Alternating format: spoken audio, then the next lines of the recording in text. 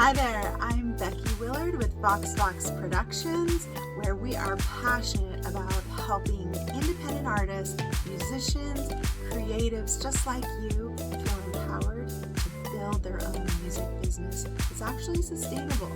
Thank you so much for joining me today, and just for joining me, I've got a free gift for you.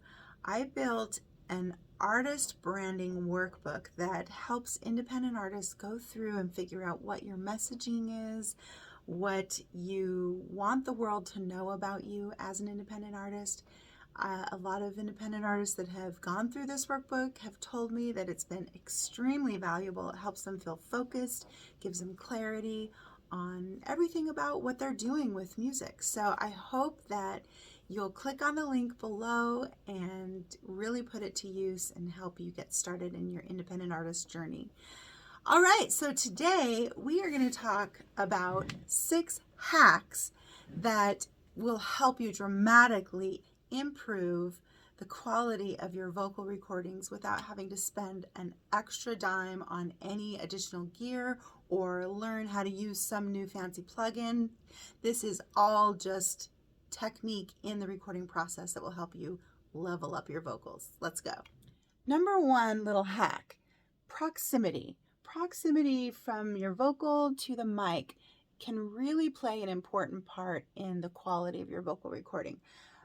If you're recording at home and you don't have an engineer telling you exactly how to do it or where to stand, let's use this Shure SM7B as an example. There's no pop filter, so you can't use that as a guide, but if you do have a pop filter, often we use that as our guide. I'll show you on my other microphone. But for this one, without the pop filter, it might be tempting to get up close like this, because if you were performing live with a microphone, you'd put it right up to your lips. But the distance between your mouth and this microphone will have a dramatic effect on the tone quality, and also you can hear plosives a lot easier if you are really, really close. Plosives are things like B's and P's, things that our pop filter and this little fuzzy thing are meant to help diffuse, but they don't completely eliminate them. So you've really got to keep a good, I like to do this, about this far from your microphone in order to keep the plosives from being out of control. But the other thing is, like I said, your tone quality is going to dramatically change, and you can even put on your headphones and listen to your voice coming through the headphones and just go, ah, or up and down. Angling the microphone a little bit further down this way is going to take a lot of the higher frequencies off of your vocal signal, but make it probably a little more boomy than you want. Where if it's pointed up here, right at your teeth, then it's going to be picking up all those S's and T's almost obnoxiously. So you probably don't want that either.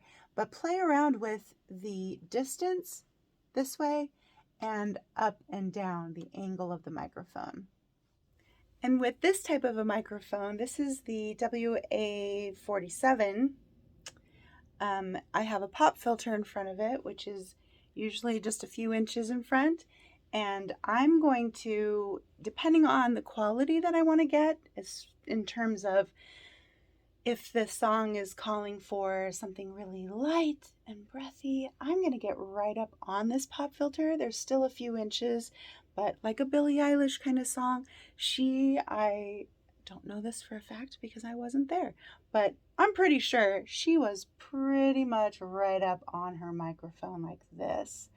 And the way you sing, you can't be that close and be like, ah! Otherwise you're going to be peaking the microphone most likely. So this is really for those intimate, up close moments. And then further back if you are belting it out, okay? Really, really pretty simple. But the key is dialing it in to what you want for your voice, for the style of song that you're doing. Okay, hack number 2, room treatment. Now, this can get really confusing because most of us are not scientists that understand room acoustics, but this is the basic fundamental thing that you need to understand when you want to record in your home studio, is that sound bounces off of walls, and we do not want the sound bouncing back into the microphone, because that will really create problems when you're trying to make things sound good in your computer. You'll be like, why does my vocals sound like weird? It's most likely because of reflection coming back into the microphone. So what you want to do is eliminate reflection. A lot of people think it's about soundproofing, and while soundproofing definitely helps, that's really not the main problem that most people have when they're recording at home. It's bad acoustics.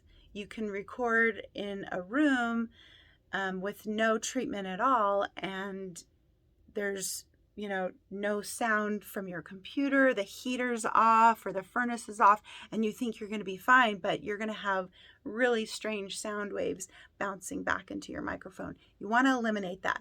So whatever you can do, I have kind of a fancy setup here. I have this little DIK vocal booth. I also have panels behind the singer, and a lot of panels throughout the room, but that's because this is what I do professionally. When I first started, I was a voice teacher 99.9% of the time, and was just recording vocals mainly for demos for the singer-songwriters I was working with. And all we had was just a little bit of the foam in the corners and around the space where the singer was going to be recording. And that did the trick. And then even as I progressed and became a professional recording engineer, producing music for people that they were releasing professionally, it was still foam on the walls, and I created a space in the room with a lot of foam where the singer would stand to make sure we had no extra reflection going on. Of course, the better you can make the room treatment control the reflection, the better it's going to be. But you got to start somewhere.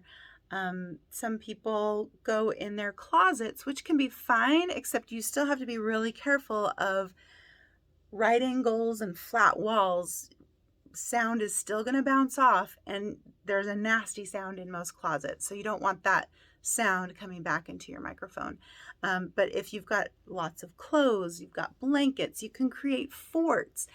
Just do anything to create a non-reflective space, and then you'll get great sounding vocals without having to spend a lot of money. Hack number 3 is Sibilance Control. What is sibilance? S's and T's. Okay, so when you are singing in your voice lesson, usually your teacher is like, more diction, somewhere out there. I don't even know why that song just popped out of me, but it did. I have not sung that ever in my life, probably.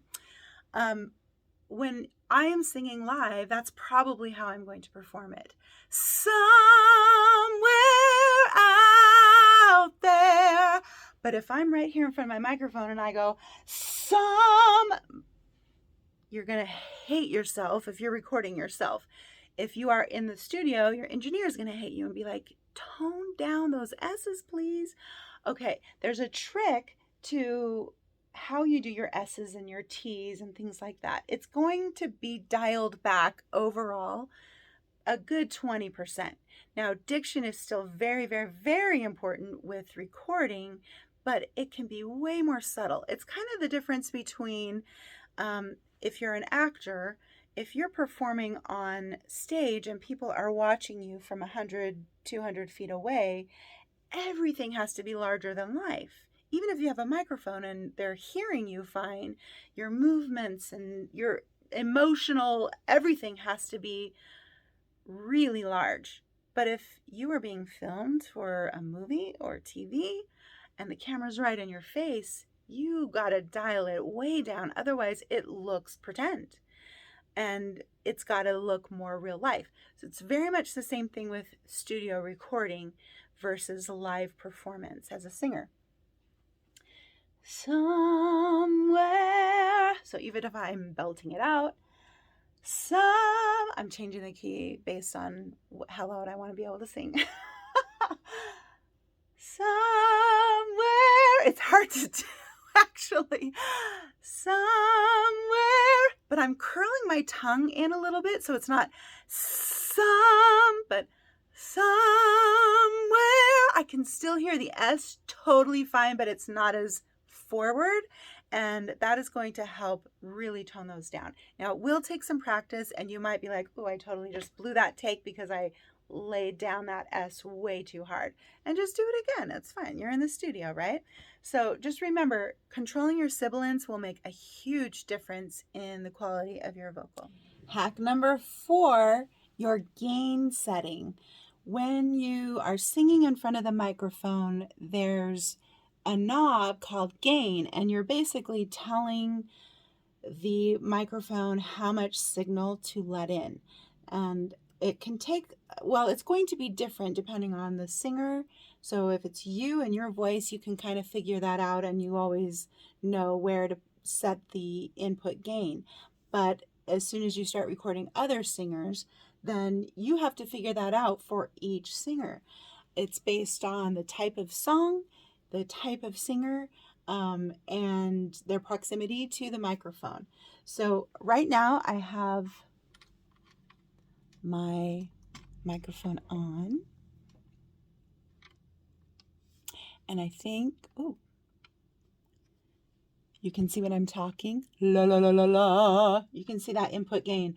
Hey, whoo! Oh, did you see that little red line? So if I was singing, that was the loudest point in the entire song, then I'm going to probably want to turn the input gain down just a little bit. Now, on this particular interface, I can do it here in the software, or I can even do it on the box. If you have something like this Scarlett, let me turn it over here. These are your input gain knobs.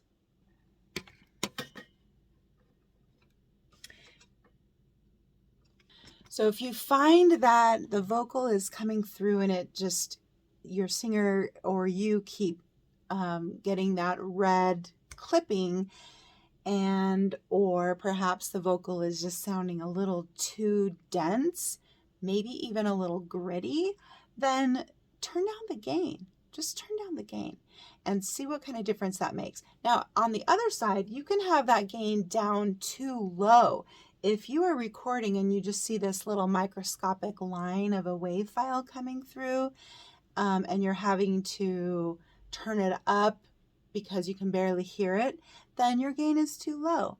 And oftentimes, if your gain is too low or the singer is too far away, you can get less body from the recording. It might sound a little thin. So that's something to bear in mind as well. Hack number 5, record your song in sections. Performing live is one thing. You know, start the song from beginning to end. When you're recording, it's great to be able to break the song up into sections. And if you do that, then you can make sure that your verses all have the same quality, your choruses all have the same quality. It's going to depend on the singer and it's going to depend on the song. But if you make that decision ahead of time and you map it out, I promise you'll have a much better recording session. You'll get a much better vocal take.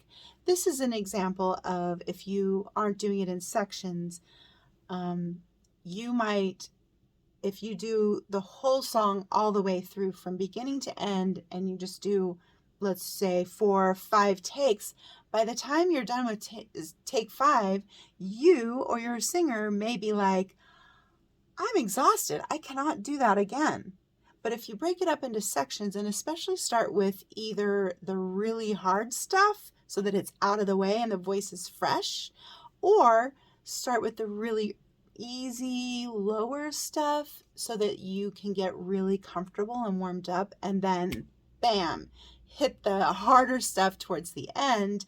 It just depends on you, depends on the type of singer you or the singer you're working with is. So be open to what works best for you in that scenario.